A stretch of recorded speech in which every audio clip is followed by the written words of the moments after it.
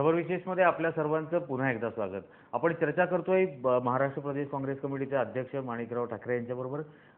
मला आपल्याला याच अनुषंगाने पुन्हा पुढे विचारायचं आहे की हा जो सगळा गैरव्यवहार आहे, मग तो अवैधरित्या वाळूचा उपसा करण्याचा प्रकार असो, ज्याच्यानी पर्यावरणाला पण धोका पोहोचतोय, तर याच्यावरती एक लॉंग टर्म पर्यायी काहीतरी योजना यावी, पर्याय काहीतरी याच्यातून निघावा, यासाठी म्हणून शासन काय आणि कुठल्या का निमित्तानं असेल पण जे गैरप्रकार होतात वेगवेगळ्या याच्यामध्ये होत म्हणजे असा मोठ्या प्रमाणामध्ये आज व्यवहार होत असताना त्यामध्ये गैरप्रकार करणारे सुद्धा काही लोक टपून बसले असतात. त्या गैरफायदा घेणं, अधिक नफा कमावणं, त्या माध्यमातून मग काही संघटितपणे अशा प्रकारे काही लोकांना जमून त्या माध्यमातून लोकांवर एक प्रेशर ठेवणं, ह्या सगळ्या घटना जे घडतात त्याचा बारकाईने ही निर्णय करणं गरजेचं आहे. कुठलाही कायदा आणून त्या निर्बंध घालता येणार नाही. तुम्हाला आणखी कडकपणे त्या ठिकाणी प्रशासकीय व्यवस्था ही राबवल्या गेली पाहिजे. त्याला जनतेने सुद्धा मोठ्या प्रमाणात सहकार्य केलं पाहिजे, लोकांनी प्रतिसाद दिला पाहिजे. नाहीतर मी म्हणू की रेती माफियांना पण पकडलं पाहिजे. मी जर 10,000 12,000 रुपये ब्रासनं जर रेती घ्यायला गेलो तर तो आणखी हे होईल, प्रोत्साहित होईल. म्हणून ज्या ठिकाणी अधिक किमतीनं त्या ठिकाणी रेती जात आहेत त्या ठिकाणी निर्बंध त्यांना घालण्याच्या दृष्टिकोनातून, जिथे कुठे रेती काढत असताना इतरांना त्रास होतो त्या संदर्भामध्ये, रेती काढल्यामुळे त्या ठिकाणी जे विषय निर्माण होतात, जसं पुलाच्या खालची रेती काढणं असेल, कुठे कुठल्याला नुकसान पोचणारा त्या ठिकाणी भाग असेल, त्याच्यावर सुद्धा निर्बंध आपण कशा पद्धतीने आणू. परंतु याच्यामध्ये शासनाने पावलं उचलणं गरजेचं आहे, तेवढंच जनतेने सुद्धा सहकार्य करणं गरजेचं आहे. कारण कुठलाही कायदा केला तर तो 90% लोकांसाठी असू शकत नाही. सर्वांनीच जर तो मांडला नाही तर तो कायदाच होत नाही.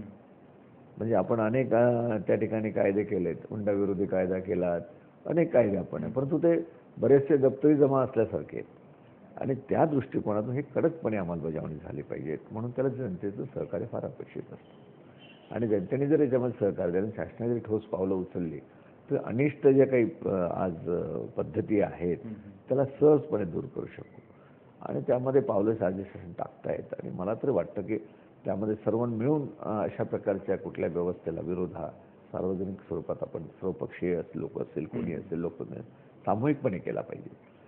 नाहीतर एकाकडे विरोध करायचा आणि तिकडे जाऊन माझा माणूस आहेत म्हणून त्याला सहकार्य करून म्हणून तहसीलदार रेडिओ कलेक्टरला फोन लावायचा, ते सुद्धा चुकीचं आहे.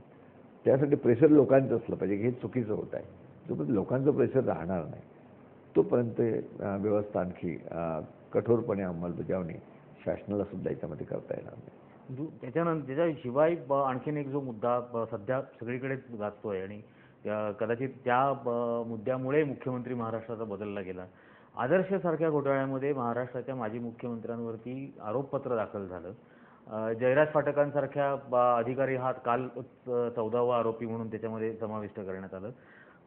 मुळामध्ये ही कायद्यामधली ही जी लूपहोल्स आहेत संपूर्ण, कारण लक्षणांवरती उपचार दरवेळेला होतो पण मूळ आजारावरती उपचार व्हावा यासाठी म्हणून ती लूपहोल्स बंद करण्यासाठी काय केलं जाईल? नाही, या संदर्भामध्ये तर ज्या घटना अशा प्रकारच्या घडतात ह्या घटना घडू नये किंवा घडली तर लोकांपुढे एक पक्क त्याबद्दलची भूमिका असली पाहिजे की याच्यामध्ये शिक्षा होतं. म्हणजे हा जो भाग आहे तर त्या संदर्भामध्ये काँग्रेसने अत्यंत नेहमीच स्पष्ट धोरण ठेवलेलं आहे. जे कोणी त्या ठिकाणी चूक करत असेल किंवा तशा पद्धतीने लोकांचा त्यांच्यावर संशय असेल, आरोप असेल, तर प्रायमरी स्थितीमध्येच आपण त्याची चौकशी केली पाहिजे. दोषी ठरवायच्या पूर्वीसुद्धा तशा पद्धतीने निर्णय काँग्रेस सरकारने घेतले, काँग्रेस पक्षाच्या नेतृत्वाने घेतले. कारण शेवटी दोन गोष्टी आहेत. समाज मोठा एवढा असताना एका दिवशी सगळा समाज सुधारेल अशा प्रकारची अपेक्षा करणं चूक आहे. परंतु समाज सुधारण्याच्या दृष्टिकोनातून पावलं ज्यांची टाकतायत की तशा पद्धतीने पावलं टाकल्या गेली पाहिजेत आणि समाजामध्ये अशा प्रकारच्या घटना घडू नये याबद्दलचा जर कोणी प्रयत्न करत असेल तर काँग्रेसचं धोरण आणि काँग्रेसचं नेतृत्व करतायत. ते एक नाही अनेक गोष्टी होतील. बाकी आता विरोधक त्या ठिकाणी बदनाम करण्याकरता सातत्यानं तोच विषय त्या ठिकाणी आणून बदनाम, शेवटी त्यांना वाटतं की या ठिकाणी असलेले जे माणसं आहेत त्यांच्या व्यतिरिक्त पक्ष बदनाम होतो आणि हे त्यांना सोयीचं वाटतं. पक्षाला बदनाम करणं, सत्तेपर्यंत पोहोचणं, ह्या गोष्टीचा अवलंब ते अधिक प्रमाणामध्ये आपण करतात. परंतु जनता ही पाहत असते की कुठला पक्ष त्या ठिकाणी चुकत असताना आपल्याही माणसांना, जवळच्या माणसांना शिक्षा करतो. आणि त्यांना जर व्यवस्थित मार्गाने चाला म्हणणं हे खऱ्या अर्थानं नेतृत्वाचं धोरण त्याच्यावरून स्पष्ट होतं. आणि तशा प्रकारचे विचार हे काँग्रेस पक्षाचे आहे. काँग्रेस पक्षाने त्या संदर्भात निर्णय घेतले. उलट विरोधी पक्षाने काही घेतलेले नाही. जाहीर सभा घेणं, आंदोलन करणं किंवा मोर्चे काढणं, कारण त्यांना बेनिफिट घ्यायचं आहे राजकीय. त्यांना मतासाठी फक्त लोकांपुढे जाऊन लोकांच्या मनामध्ये संभ्रम निर्माण करायचा आहे. हे त्यांची भूमिका लोकांसमोर उघड झालेली आहे. त्यामुळे आम्हाला त्याची चिंता नाही. आमचं जे धोरण आहे, आमचं नेतृत्व जे आहे ते स्पष्ट सांगतात. त्यांचे धोरण अत्यंत स्पष्ट आहेत नेतृत्वाचे, की त्या ठिकाणी गैरप्रकार कुठलाही होता कामा नये. जबाबदारी आपल्यावर आहे, बिलकुल होता कामा नये. त्यासाठी जनतेच्या हातामध्ये आपल्याला माहीत आहे की माहितीचा अधिकार म्हणून ॲक्ट, आता माहितीचा अधिकार ज्या सरकारने दिला, ज्या नेतृत्वाने दिले, त्यांचे विचार काय असतील याची आपण कल्पना करायला पाहिजे. की आज अमेरिकेचा राष्ट्राध्यक्ष म्हणून म्हणतात की प्रगल्भ लोकशाही भारताची आहे आणि ते देण्याचं काम कोणी केलं? ते काँग्रेस पक्षाने केलं.